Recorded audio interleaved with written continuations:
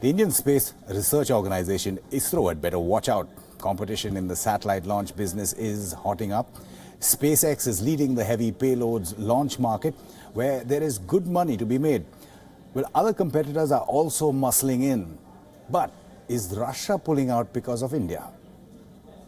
India may be in for a bit of competition in the space launch business, despite offering some of the lowest prices in the world and despite the proven success of the workhorse PSLV or Polar Satellite Launch Vehicle.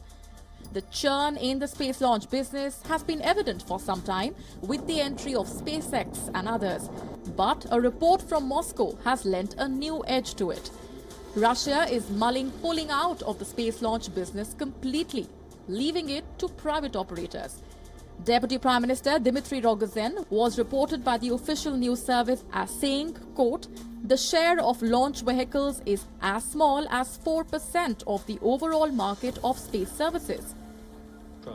The global space services market is worth $350 billion according to the Russians, and their sense is they will do better as a payload builder rather than as a launcher for hire. The argument being that a 4% stake is too small for Russia and leaving this to SpaceX and India makes more sense.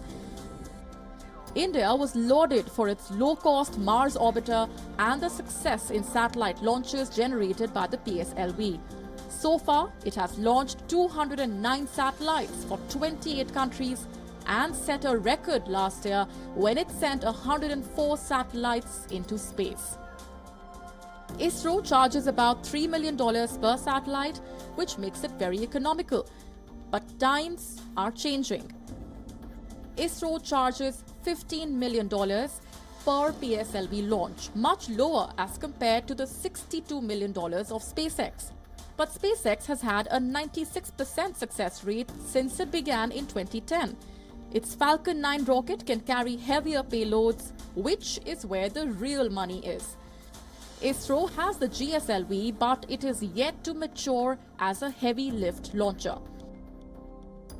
SpaceX has already developed a heavy lift reusable launch vehicle, while ISRO is still working on one. American startup Leo Aerospace plans to use high-altitude balloons to launch rockets into suborbital and orbital flights. It will give priority to microsatellite developers, many of whom have to wait months to get a berth on a rocket. The competition is out there. Bureau Report, WION.